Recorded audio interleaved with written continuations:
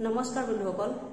এনআইএছৰ প্ৰাৰ্থীসকলে এতিয়া কি কৰিব লাগিব কি কৰিলে আপোনালোকৰ সমস্যাৰ সমাধান হ'ব এটো এটা হসাকে বৰ্তমান সময়ত এলপিইউপি নিযুক্তি প্ৰক্ৰিয়াৰ ক্ষেত্ৰত এনআইএছৰ যিসকল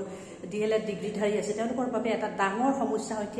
থিয় দিছে আৰু যোৱাকালি আমি এটা দেখিবলৈ পাইছিলো ডিডব্লিউৰ এই ক্যান্ডিডেটসকলে যাওতে ডিডব্লিউৰ ফালৰ পৰা কি কৈছিলে যে এপ্লাই কৰিব পাৰিব এপ্লাই কৰাত কোনো বাধা নাই কিন্তু চাকৰি নাপায় চাকৰি যদি নাপায় এপ্লাই কৰি কি কৰিব এনে মিছামিছি এপ্লাই কৰি সময়টো নষ্ট কৰাৰ বাহিৰে তেওঁলোকৰ আৰু কি কাম আছে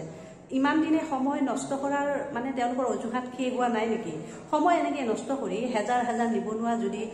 তেওঁলোকৰ জীৱন ধ্বংস হৈ যায় তেতিয়ালে সেই ৰিস্কটো কোনে ল'ব এটো এটা হসাকে খুব ডাঙৰ কথা গতিকে আমি হাত খাবদি বহি থাকিলে নহব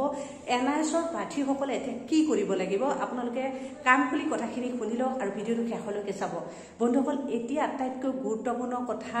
এইটোৱে যে আমি এনআইএছৰ প্ৰাৰ্থীসকলে বৰ্তমান কাক ধৰিব লাগিব আমি মুখ্যমন্ত্ৰী আৰু শিক্ষামন্ত্ৰীক ধৰিব লাগিব এই কেদিনত আপোনালোকে শিক্ষামন্ত্ৰী মুখ্যমন্ত্ৰীৰ ওচৰলৈ যাওক আৰু তেওঁলোকক আপোনালোকে মেমোৰেণ্ডাম দি হওক বা যিয়ে যেনেকৈ পাৰে মেছেজ টুইটটো কৰিব তাৰ উপৰি পাৰ্সোনেলি তেওঁলোকক লগ কৰি এই বিষয়টো হস্তক্ষেপ কৰিবলৈ তেওঁলোকক আমি বিনম্ৰ অনুৰোধ জনাব লাগিব যাতে লাখ লাখ নিবনুৱাৰ প্ৰাৰ্থী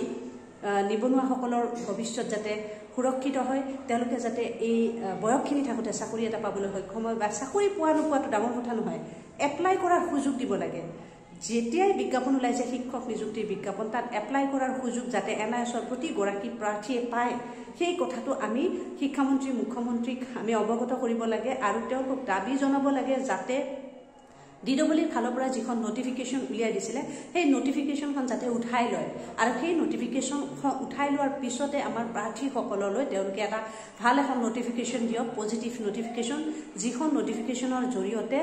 প্ৰত্যেক এনআইএছৰ বা ৰেগুলাৰ ডিএলএড কৰা প্ৰত্যেক প্ৰাৰ্থীয়ে যাতে এপ্লাই কৰাৰ সুযোগ গ্ৰহণ কৰিব পাৰে সুযোগ পাব পাৰে এইটো আমি দাবী জনাব লাগে আৰু আমি ডিডব্লিউৰ ওচৰলৈ গৈ বা এনআইএছৰ ওচৰলৈ গৈ বিশেষকৈ অকণমান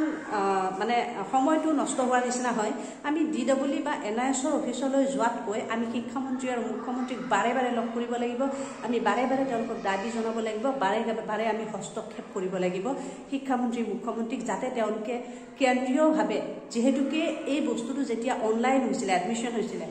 প্ৰধানমন্ত্ৰী নৰেন্দ্ৰ মোদীৰ ফটো পৰ্যন্ত আছে আপোনালোকে জানে কেন্দ্ৰীয় চৰকাৰে যেতিয়া এইটো কৰাইছে কোনো প্ৰাৰ্থীয়ে তেওঁলোকৰ ইচ্ছামতে খেয়াল কৰি খুচিমতে তেওঁলোকে ডিএলএড কৰা নাছিল এই কোৰ্সটো কৰা নাছিল গতিকে হাজাৰ হাজাৰ প্ৰাৰ্থীৰ হাজাৰ হাজাৰ টকা পৰ্যন্ত নষ্ট হৈছে সময় অপচয় হৈছে এই সময় আৰু টকা যেতিয়া ঘূৰাই দিব নোৱাৰে এওঁলোকৰ ভৱিষ্যত জীৱনৰ লগত হেতালি খেলাৰ অধিকাৰ কাৰো নাই বন্ধুসকল আৰু আমাৰ মাজত কিছুমান এনেকুৱা আছে যিসকল এনআইএছৰ প্ৰাৰ্থী নহয় তেওঁলোকে মোৰ ভিডিঅ'ৰ তলত বহুত নিগেটিভ কমেন্ট কৰিছে আৰু আপোনালোককো এই বিষয়টোৰ পৰা আঁতৰাই নিবলৈ তেওঁলোকে চেষ্টা কৰিব আপোনালোকে যেন সতৰ্ক হয় সজাগ হয় আৰু হাত খাবতি বহি থকাৰ সময় নহয় এই কেদিনত যেনেকৈ পাৰে আমি শিক্ষামন্ত্ৰী মুখ্যমন্ত্ৰীক লগ কৰাটো উচিত আমি হস্তক্ষেপ কৰা উচিত তেওঁলোকে আমাক এটা পজিটিভ ৰাস্তা দেখুৱাওক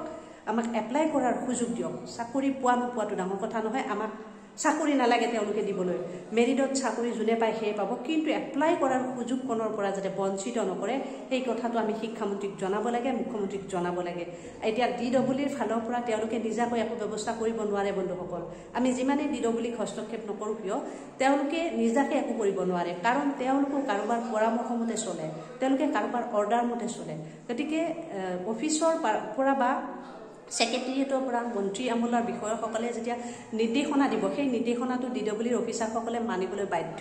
গতিকে আমি তেওঁলোকৰ ওচৰত যোৱাতকৈ